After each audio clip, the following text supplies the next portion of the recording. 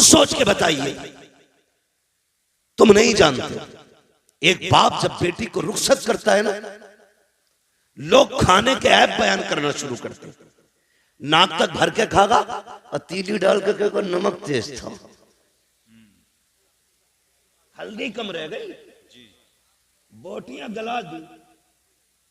कुछ कहता छोटे पीस होते, मुंह का साइज देख के जाता ना। गुंडागर्दी है ये खाने में भाई। एक गरीब मर गया रोटी पकाते पकाते।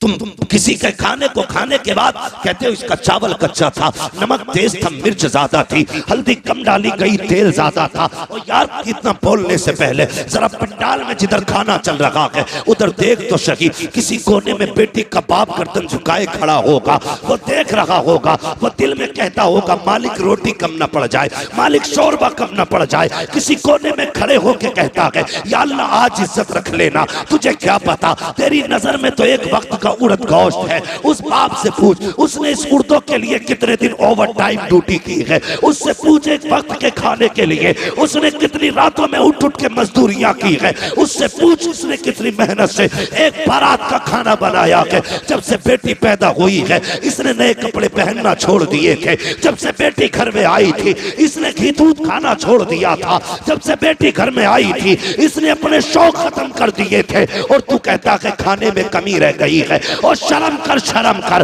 अगर खाने में कमी थी भी तो ना कहता कमी है। अगर कोई पूछता कैसा है कह देता खुदा का शुक्र है बड़ा अच्छा खाना बना है। तेरा इतना कह देने से तेरे पेट में दर्द नहीं होता, लेकिन इतना जानता हूं अगर तू खाने की तारीफ करता जमीन पर गरीब राजी हो जाता, अर्शों पे खुदा की रहमतें राजी हो। क्या बात है, सुभान अल्लाह, सुभान अल्लाह, बहुत अच्छी, बहुत खूब। पहली बात तो ये करनी है भाई, जितनों की दावत है इतनी जाएंगे, समझ गए? बोलो इंशाल्लाह। हाँ, जितनों की दावत है उतने ही जाएंगे। और मैं तो कहता हूं अगर तुम्हें पता चले ना कोई बेटी को रुखसत कर रहा है और उसने अपनी इज्जत बचाने के लिए लोगों को दावत दी है खाने की, तुम्हारी खुराक तो रोटी है ना, एक रोटी अपने घर खा के जा, एक रोटी बेटी वाले के दस्तरखान पे खा, एक रोटी बचा दे। खुदा की कसम अगर तेरी छोड़ी हुई एक रोटी से गरीब की इज्जत बच गई, अल्लाह कयामत में तेरी इज्जत की हिफाजत फरमाएगा।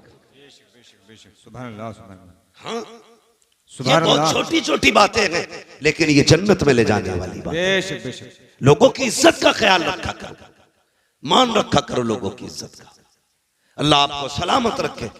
कोशिश ये करनी है हमें सिर्फ जलसा नहीं कराना है, हमें हुजूर के दीन की भी मदद करनी है, हमें इस्लाम की बेटियों की भी मदद करनी है। और एक बात जिम्मेदारी के साथ कहना चाहता हूं, जो जरूरी बात है वही कहने के लिए आया हूं। कोशिश ये करें, मैंने भी मस्जिद देखी, अल्लाह सलामत रखे उन लोगों को जिन्होंने मस्जिदों को अपने घर से ज्यादा खूबसूरत बनाया है। और इतनी गुजारिश हो रही है जैसे तुमने पत्थर से मस्जिद को सजाया है ना, वैसे सजदे से भी मस्जिद को सजा लेना। जिस खूबसूरती से तुमने मस्जिद बनाई है ना, उसी खूबसूरती से तुम जाकर सफों में भी बैठना। अल्लाह सबका दिल मस्जिद में लगाए, सबको 5 वक्त नमाजी बनाए। बड़ी प्यारी मस्जिद है और लग रहा था कि हाँ किसी जगह पे बैठे। मगर मेरा एक मशवरा और है, इस वक्त सबसे ज्यादा जरूरी है हमारी खानकाहों, हमारे मदरसों, हमारी मस्जिदों के साथ साथ हमारे अपने स्कूल भी होने चाहिए। जी जी बेशक, हमारे अपने,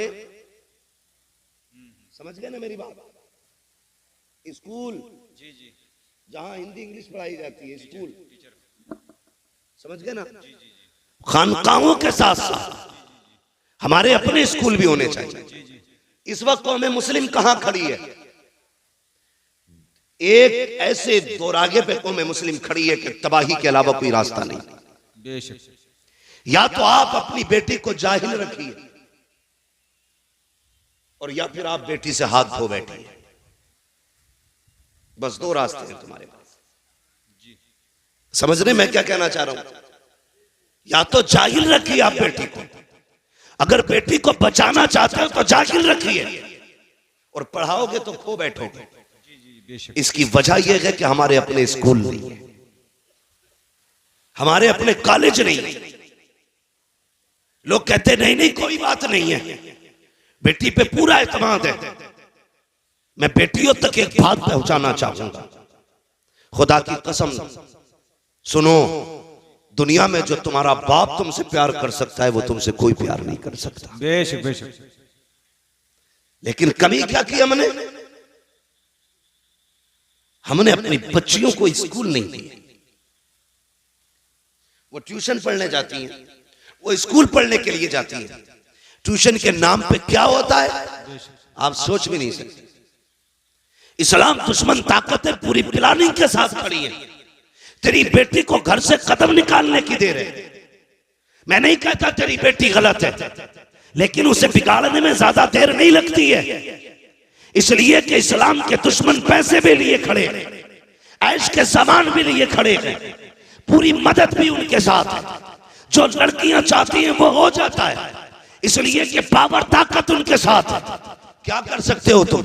कुछ नहीं कर सकते। तुम्हें बताऊं दिल रोया जब मैंने एक वीडियो के अंदर देखा, हमारी बेटियां ट्यूशन पढ़ने गई तो वहां के पढ़ाने वाले उनके साथ बदतमीजियां कर रहे हैं। उनको दो लड़कों के बीच में बिठाया जाता है, दो लड़कों के बीच में एक लड़की बैठी होती है। हम ये सोचते हैं बेटी पढ़ने गई है, अरे मती मारी गई है हमारी, हम किस जगह पे चलने लगे हैं? आंखें बंद करके बैठे हो। कल जब बेटी चली जाती है, सोनू मोनू के साथ सोती है, फिर सर पीट के रह जाते हो। कैसे पलट के आएगी? गई हुई इज्जत कभी आया नहीं करती, जाने वाली आबरू कभी लौट के नहीं आती है। जैसे कबान से निकला तीर कभी वापस नहीं आता, जबान से निकली बात कभी वापस नहीं आती है, घर से निकली इज्जत कभी वापस नहीं आया करती है। जब बेटियां बेआबरू हो जाती है, कितना तड़प लो कुछ नहीं होगा। अगर इज्जतें चाहते हो, अपने स्कूल बनाओ, अपने कॉलेजेस बनाओ, उनको तालीम दो और दुनिया को बता दो हम करबला वाले हुसैन के मानने वाले हैं। खानकाहे भी हम बनाएंगे, स्कूल भी हम बनाएंगे। नारे तकबीर, नारे रिसालत, मसलक के आला हजरत फैजाने हुजूर ताजुल शरिया, रज़वियों की तकरीर, नबी के दुश्मनों की फूट गई तकदीर। समझ रहे मेरी बात? ये भी कोशिश करो खान साहबो, तुम्हारे अपने स्कूल होने चाहिए और फख्र से कहो हमारा अपना स्कूल है। क्या इनके नकाब नहीं उतारे गए स्कूलों में? दुनिया गूंगी बनी रही, मुझसे बर्दाश्त नहीं होता। मौत एक बार आनी है, एक बार मरना है, और याद रखिएगा किसी ना किसी को तो कुर्बान होना पड़ेगा, किसी ना किसी को तो मरना पड़ेगा। मेरी बात सुने, हमारी बेटियों के नकाब उतारे गए स्कूल में एंट्री से पहले, ड्रेस के नाम पे उनके कपड़े उतार दिए गए। तुम्हारे अपने स्कूल होंगे, किसी की मां ने दूध नहीं पिलाया है, किसी की बेटे की कोई जूती उतार सके, कपड़े तो बड़ी बात। अपने स्कूल बनाओ, शौक कम करो, होटलों में नाश्ते कम करो, इस पैसे को बच्चों के मुस्तकबिल पे लगाओ। मुजफ्फरपुर के अंदर एक बच्चे को पिटवाया जाता है, ये मुस्लिम है। हमने थोड़ी देर बैठ के मोबाइल में देखा और ये कब बुरा हुआ। तुमने क्या किया कौम के लिए? अगर ये बुरा हुआ तो क्या दिया तुमने? दिल रोता है। मैं सुन्नी हूं, मुझे वहां भी कोई ना समझे जी, मगर तकलीफ होती है।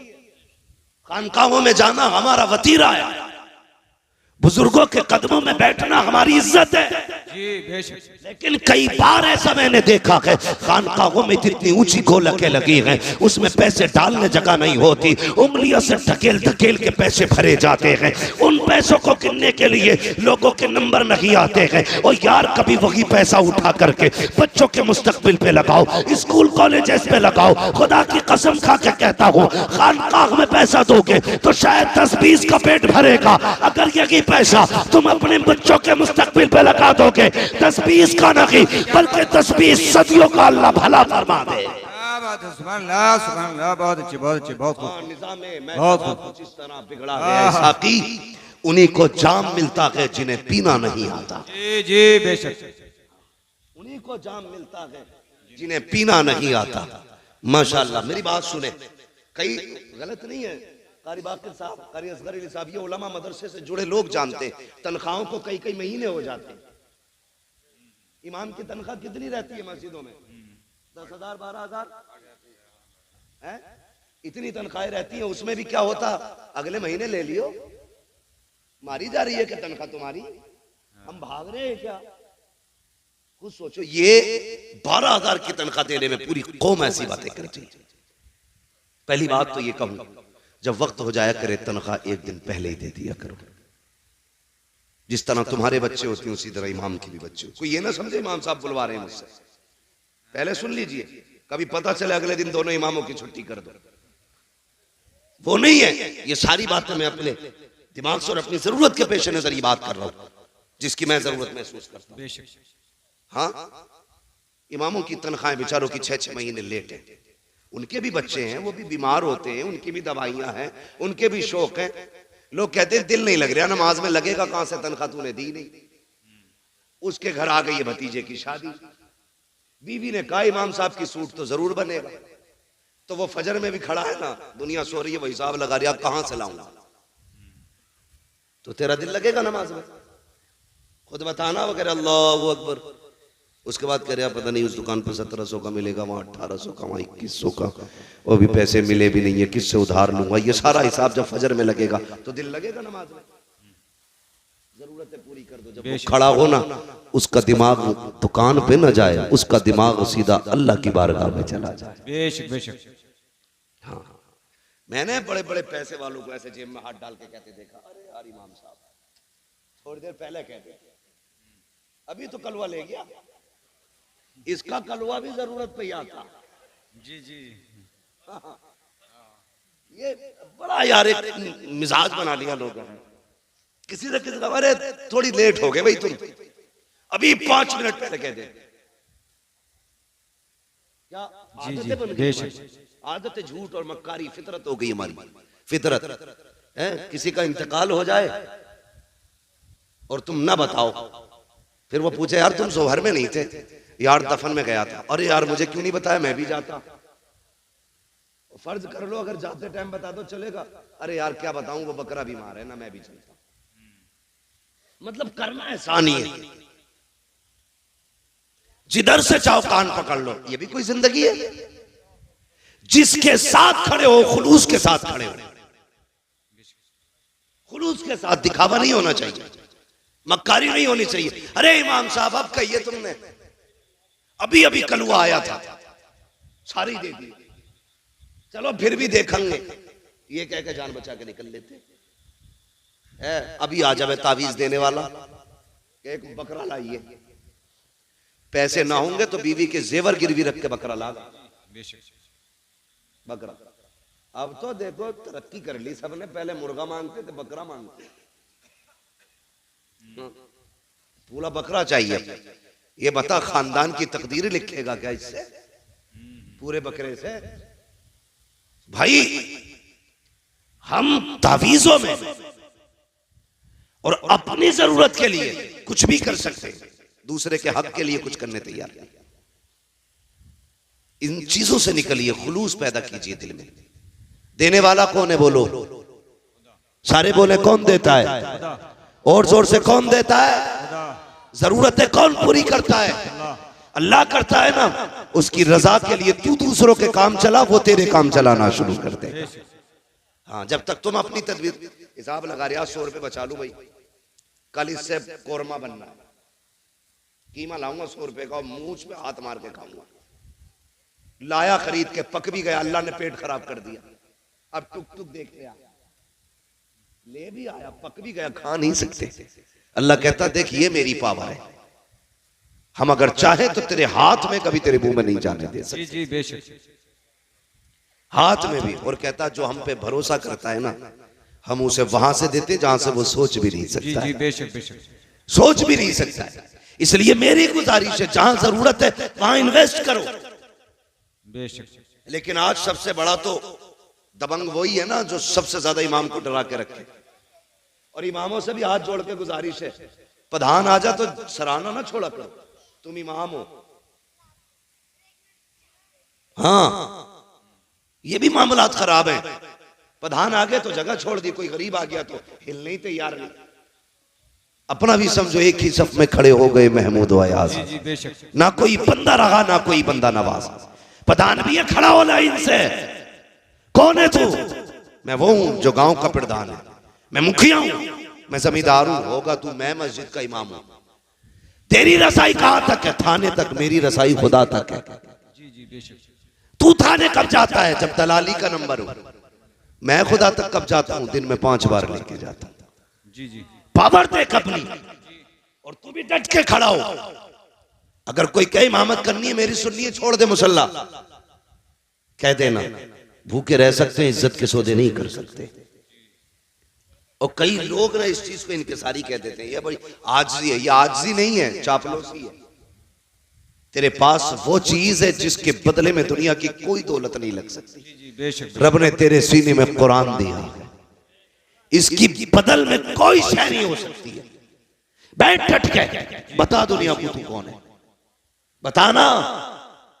हाँ, जो 4 लाइनें इंग्लिश में याद करते लोग उसके आगे खड़े होकर सल्यूट मारते। तूने तो 30 पारे कुरान के सीने में सजा रखे। लेकिन हम उसकी इज्जत नहीं करते। आगे लौटाना हुआ, ये सफना बिछी, निकालो इन्हें। 5 मिनट लेट थे फजर में, इमाम 5 मिनट लेट हो जा तो इमामत से हटा दिया जाता है।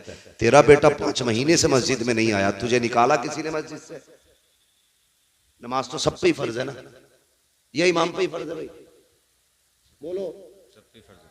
ये नौजवान लोग डर रहे हैं कि मैं उसको नहीं कहूंगा। सब पे फर्ज है, सब पे फर्ज है ना नमाज? सब पे ही फर्ज है ना। तो ये जो सुबह सुबह जाके इमाम की खाट उल्टी करते हैं, इनकी जिम्मेदारी है घर से निकले तो बेटों की खाट उल्टी पहले करें, उनका हाथ पकड़ के मस्जिद में लाओ। अपने लल्ला को चादर उड़ाते हो, इमाम की चादर खींचते हो, फिर कहते हो निकालो ही नहीं। मैं एक मशवरा देके जाऊंगा, आपकी वो तो मर्जी है, कोई भी कैसे करे। मैं नहीं जानता आपके यहाँ का हिसाब कैसा है। मस्जिद अच्छी है तो यकीन है कि लोग भी अच्छे होंगे। जी जी बेशक। हाँ, मैं सोचता हूँ मस्जिद देखी तो मुझे लगा लोग भी अच्छे होंगे। लेकिन एक फ्री में मशवरा दे रहा हूं, इमाम को निकालने की जिम्मेदारी अपने सर मत ले लेना, वरना हो सकता पूरी जिंदगी आपको भटकना पड़े। कभी किसी आलिम की बद्दुआ मत लेना, वरना खैरियत नहीं है। कोशिश ये करना, माना कि हाफिज तेरा भतीजा है, चचा है, भाई है, बेटा है, उसे अपना बेटा ना समझ, मुस्तफा का वारिस समझ के उसकी इज्जत किया करो। अल्लाह तुम्हें उसका सवाब अता फरमाए। तो मैं ये कह रहा था, जहां जिस चीज की जरूरत है वहां वो लगाओ। आज हमारे मदरसों की तनख्वाहें मुदर्रिसों की नहीं गई, वहां कोई पैसा देने नहीं जाता, और गोला के नाक तक भरी पड़ी है। नोटबंदी हुई ना तो बोरियों में से गले हुए नोट निकल रहे थे, गले हुए करेंसी गला दी कई कई करोड़ों रुपए की। अगर वही पैसा मदरसे वालों पे होता तो कितने कुरान वाले पैदा होते, कितने हदीस वाले होते, कितने तजवीद वाले होते, कितने तफसीर वाले होते। खुदा की कसम हर घर में कुरान का दरख्त लगा हुआ था। इसलिए जहां जरूरत है वहीं पे पैसा लगाइए, अपने बच्चों को आगे बढ़ाइए। कमेटी वालों, जलसे के साथ साथ हमें बस्ती भी देखनी है, हमें हुजूर की उम्मत के गरीब भी देखने हैं, हमें बेटियां भी देखनी है, अपनी सोसाइटी को भी आगे बढ़ाना है। अगर जरूरत पड़ी तो स्कूल भी देंगे, जरूरत पड़ी तो कौम के लिए अस्पताल भी बनवाएंगे। कोशिश ये करेंगे जो गरीब लोग हैं हुजूर की उम्मत के, उन्हें मुस्तफा के नाम पे फ्री दवाएं मिलनी चाहिए। करेंगे नहीं, लेकिन करते नहीं लोग, सारा पैसा एडवांस रखते हैं। अल्लाह कहता रख, कितना रखेगा? एक फोड़ा निकालूंगा भेजे में, एक ऑपरेशन 10 लाख का बैठाऊंगा, दूसरा कमर में निकालूंगा 20 लाख का ऑपरेशन, वो 4 फोड़ों में तुझे रोड पे ले आऊंगा। वो कहता है यही दौलत गरीबों पे लुटा, फिर देख मैं तुझे मौत भी ऐसी दूंगा कि तुझे मरते वक्त मौत का एहसास नहीं होने दूंगा। सौदे तो करो रब से यार, सौदे तो करो। इसलिए मेरी गुजारिश है, आप अपने पैसे को भलाई की जगह लगाइए, जरूरतमंदों पे खर्च कीजिए, जो जरूरतमंद नजर आए उन पे पैसा खर्च करें। अल्लाह ताला हमारी कौम को दिन दूनी रात चौगुनी तरक्की अता फरमाए। और एक बात बता दूं, जब भी हुजूर पे दुरूद पढ़ने की बारी आए ना, कंजूसी नहीं करनी। क्या नहीं करनी है? कंजूसी। क्या नहीं करनी है? कंजूसी। कंजूसी समझते हैं ना जी। मैं आप ही के इलाके का हूं, आप ही की जबान बोल रहा हूं। कंजूसी नहीं करनी है, बल्कि जब हुजूर पे दुरूद की बात आए तो फिर खुल के हुजूर के नाम पे दुरूद पढ़ना, बेशक बेशक, बढ़ के हुजूर के नाम पे दुरूद पढ़ना। सुभान अल्लाह। आपको लंगर भी खाना, कितनी देगे बनती हैं? कई बनती है, खिचड़े की 4-5। 4-5 देगे बनती। जी जी जी। अल्लाह सलामत रखे। और हमारा तो अकीदा यही, इन्हीं लंगरों पे हमारी नस्लों के गुजारे। क्या बात है, बेशक। बरेली से आवाज आती, तेरे टुकड़ों पे पले गैर की ठोकर पे न क्या डाल, बात है। झिड़कियां खाए कहां छोड़ के सदका तेरा। तो बच्चों की आदत डालिए दुरूद पढ़ने की। ये जो चुप रह गए ना, इनके बाप ने दुरूद पढ़ना नहीं सिखाया था।